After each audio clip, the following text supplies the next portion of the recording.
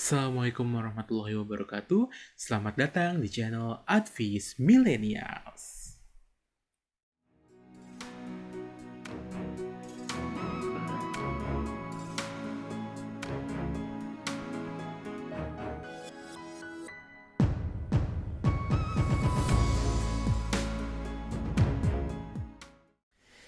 Yang baru pertama kali datang di channel ini, salam kenal, nama saya Raffi Ahmad Razak, ST, MAB, AWP, QWP, AEPP, WMI.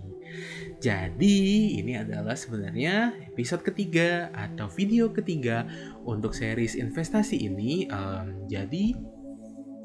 Kemarin saya udah bahas, video pertama itu bahas tentang apa itu investasi, video kedua saya bahas mengenai risiko investasi, dan di video kali ini saya akan membahas mengenai aset real. Jadi sebelumnya saya udah pernah ngejelasin bahwa ada dua jenis aset secara garis besar, itu adalah aset real dan aset keuangan. Nah, kali ini kita akan membahas dulu mengenai aset real. Jadi apa itu aset real? Aset real adalah item berwujud yang memiliki nilai intrinsik seperti tanah, emas, dan properti.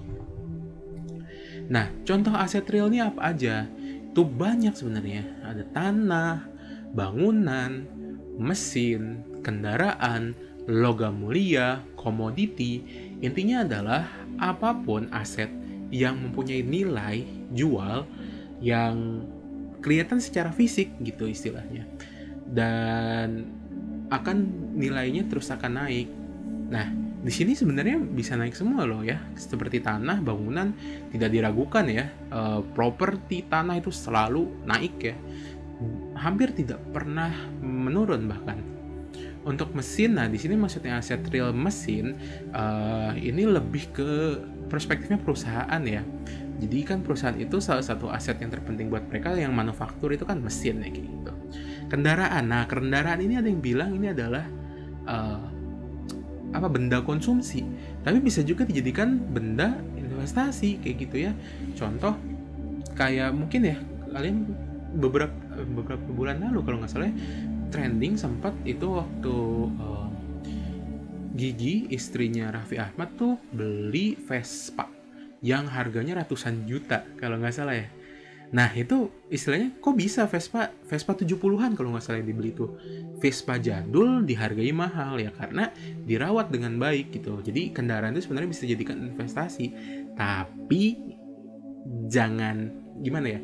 Jangan nyoba kalau kalian nggak tahu gitu caranya gimana kayak gitu.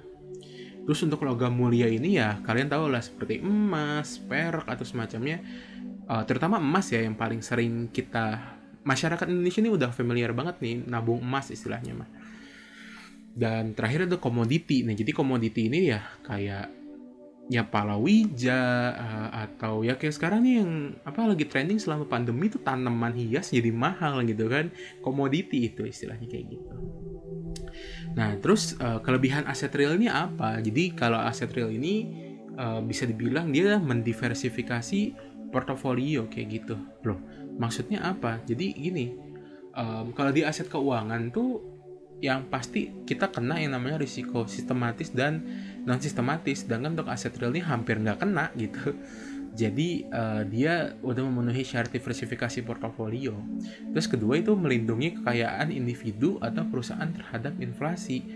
Kenapa? Karena hampir tidak terpengaruh aset real dengan inflasi kayak gitu. Justru ya lucunya dia melawan. Jadi kayak gini, mungkin masyarakat Indonesia familiar banget dengan kejadian 98 di mana kita terjadi krisis moneter, inflasi mendadak loncat.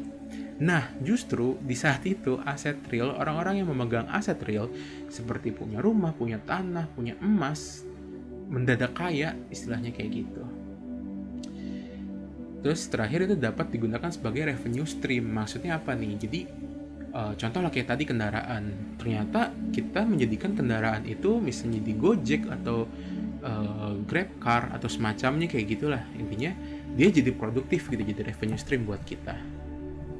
Nah kekurangannya itu satu, perihal likuiditas atau tidak mudah dijual lah bahasa simpelnya.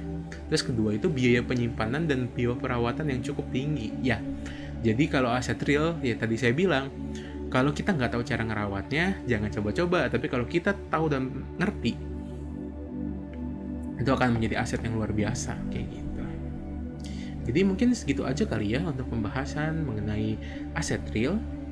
Jika kalian suka video ini, silahkan like video ini, sebarkan ke sebanyak mungkin orang, siapapun lah, teman kalian lah, saudara kalian, atau siapapun yang kenalan kalian, sehingga literasi keuangan Indonesia itu semakin meningkat. Harapan saya sih gitu aja bikin channel ini tuh karena itu.